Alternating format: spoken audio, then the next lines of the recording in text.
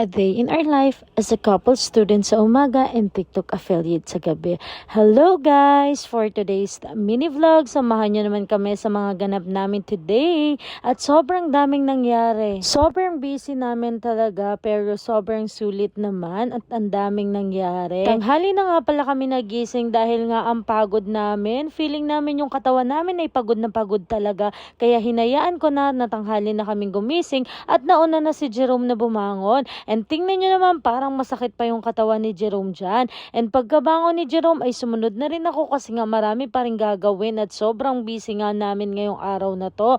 Inayos ko lang nga pala yung higaan and si Jerome nagtimpla na ng gatas namin dahil siya yung unang bumangon. Dahil kung sinong mauna sa amin ay siya talaga yung nagtitimpla ng gatas namin. And pagkagising ko nga ay naghilamos na ako dahil inaantok pa ako para naman magising-gising naman ako ay naghilamos na ako dyan. Sobrang busy na nga pala nga namin ni Jerome kasi nga may pasok na rin siya at ako ay busy na rin sa school dahil final examination namin.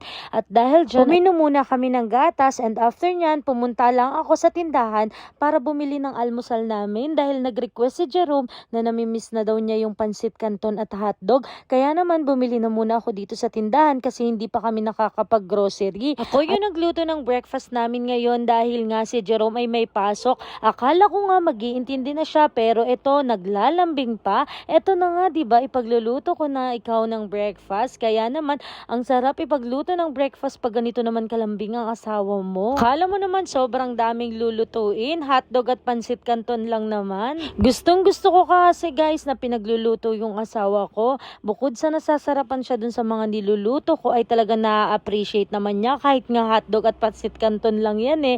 Pero minsan guys nagluluto ako ng mga ulam ay talagang sarap na sarap siya. Ewan ko ba kung binubola lang ako o talagang gusto niya lang ako yung magluto. And after ko nga magluto ay nakapagligo na pala siya. Kumain na rin kami dahil si Papa ay wala kaya kaming dalawa lang ni Jerome. Konti lang yung niluluto ko kasi nga nai-stack din lamang naman dito sa lamesa kasi si Papa mas gusto niya talagang kainin ay kanin at saka isda. Hindi nga pala namin siya laging kasabay kumain kasi nga nagda-drive siya ng tricycle kaya maaga pa lamang ay umaalis na siya.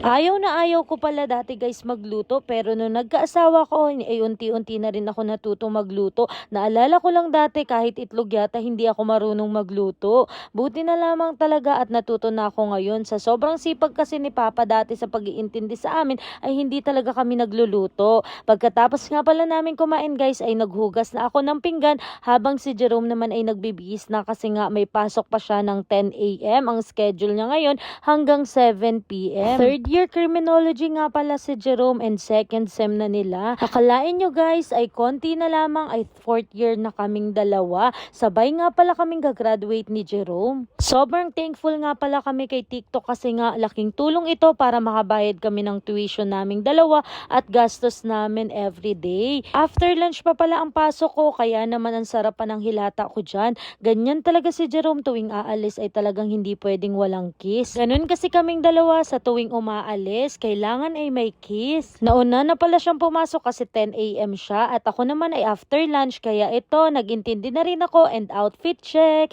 Buti na lang talaga, parehas kami ng course ni ate kaya magkasabay kami lagi. Final exam na nga pala nila sa cooking at bukas pa kami kaya tingnan nyo naman sobrang daming dala ni ate and sobrang busy na nitong isang group. Habang sila ay magluluto, kami naman ay nagpapirma ng clearance muna dahil final exam na, kailangan ay mapirmahan na yung mga clearance. Ningil na rin ako para sa cooking namin bukas. At dito sa isang subject namin ay nag-report kami ng grupo namin. Business owners, yung mga entrepreneurs para meron kasi sila pare-parehas na goal na para gumanda yung business nila or para mas maging mainit sila sa pagpapatakbo ng business nila. At ayan na nga po, nag-start na yung reporting namin. Ako na yung nauna, sumunod si Ed, sumunod si Jazz, tapos si Alec, si Mikey, si Lander, si Steven, si Jane at saka si Mariel. Kami nga pala yung group to guys. Kukonti lang kami kaya mabilis na rin natapos yung reporting namin. And ito naman si Jerome, yung papasok na niya ay talaga namang nakapag-video na siya. Kasi sinabi ko na mag-video naman siya para may i-upload naman kami sa aming mini vlog.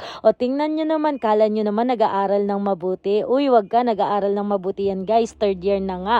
And ayan yung mga kaklase niya, napakapopogi naman pero mas pogi yung asawa ko. And And tanaw na tanaw niya nga yung school namin. O diba, binidyohan pa niya. Sabi ko ay aakyat ako sa taas. Charot lang. And after nyan guys ay nagpasundo muna ako sa kanya and nagpasama akong mamili para sa cooking namin bukas. Buti na lang ay vacant niya. And next naman ay nagutom talaga ako kasi wala pa akong kain yan. And may trending na trending ngayon dito sa Pinamalayan na itong mee pastil. At talaga namang tinry na namin agad ni Jerome at sobrang mumura lang guys. Ito 79 pesos lang to. And itong sa kanya is parang 35 wari or 39 if I'm not mistaken. And grabe guys, nung tinikman ko ay talagang sarap na sarap ako. And nung tinikman ni Jerome yung kanya ay sarap na sarap din siya.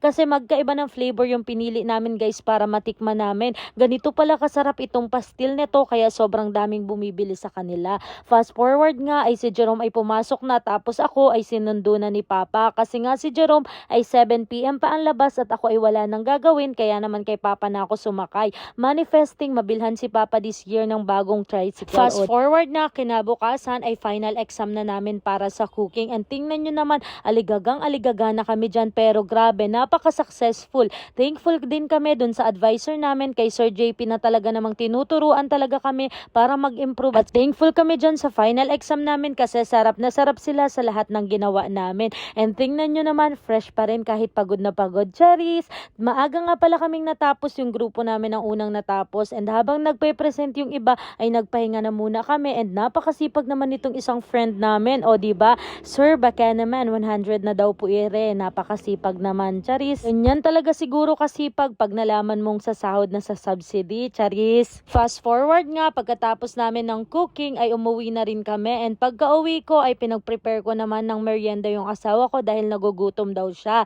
Dahil may tira kaming patatas, eto niluto ko na fresh na french fries. O diba, mas masarap pala guys yung fresh na patatas ang gagawin yung french fries. Ang sarap, tas prituhin nyo lang. Sarap na sarap si Jerome at pagkakain namin dyan ay talagang paubos na ay naghahanap pa. Kahit na sobrang pagod ko galing school ay talagang pinag-ready ko pa rin siya ng merienda baka kasi maghinap ng iba. Charis. At yun na nga, naghahanap siya ng iba pang patatas. Dahil sarap na sarap siya dito kaso nga lang yun na lang yung tira. And tingnan nyo naman, inubos na talaga niya. And after nga pala niyan ay nag-unbox na naman kami ng free sample kasi nga sobrang busy namin ngayon lang ulit nakapagbukas. And dumating na yung bag niya na ni-request. And ako naman, etong mga gamit sa bahay ang talagang kinaaaliwan ko ngayon. And tingnan nyo naman, napakaganda nitong free sample na dumating sa amin na lagayan ng mga condiments. And next dyan, binuksan ko na itong malaking box at nagtataka ako kung ano nga ba laman nito. Sa sobrang daming free sample na dumadating sa amin ay hindi ko na rin alam kung ano nga ba.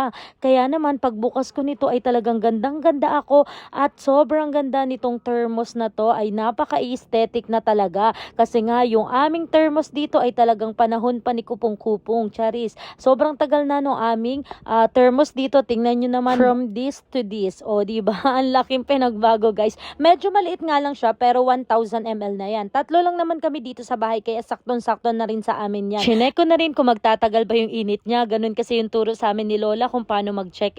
Fast forward nga, nabalitaan namin na may basketball game nga pala dito sa barangay namin and may twist yon na magdidress yung mga sasali sa basketball kasi usong-uso yon. Kaya naman talaga kami ni Jerome ay sumugod na at niyaya namin sina ate na manood din. And tingnan nyo, pagkadating namin ay nakita namin itong mga nakapaldahan. Pero hindi pa tapos yung volleyball ng mga bata. Nakakatuwa lamang kasi nabuhay na naman ang barangay Kinabigan. I mean, nabuhay na naman yung sigla ng barangay Kinabigan. Nakakamiss yung ganitong moment. Kasi nga nung nag-pandemic ay nawalan ng mga ganitong moment and ngayon unti-unti nang bumabalik and napaka-supportive talaga ng aming kapitan ngayon at saka SK na nakakatuwa. Ang daming activities nilang ginagawa dito sa aming barangay at talagang nai-enjoy ng bawat kabataan, ng bawat bata at bawat matatanda. O tingnan nyo naman kung hindi kayo maaaliw pag mga ganito yung mga napanood nyo at talaga namang nakakatuwa din yung mga tao dito sa Kinabigan talaga.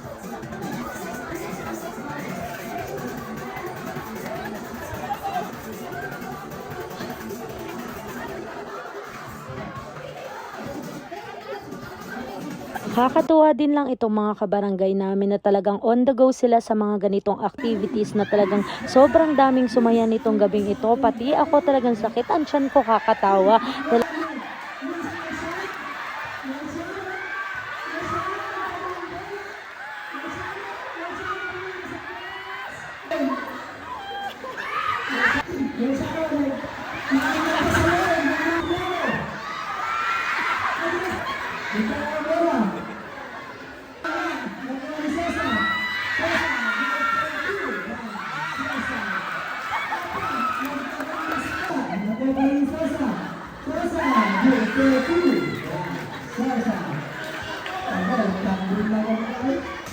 Gabi, Matinig, and Saway.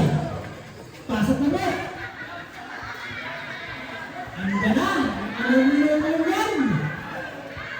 Kaya, ano, wala ba naman na parang lalaki? Pag-turbuli ninyo si Pareha, para makita,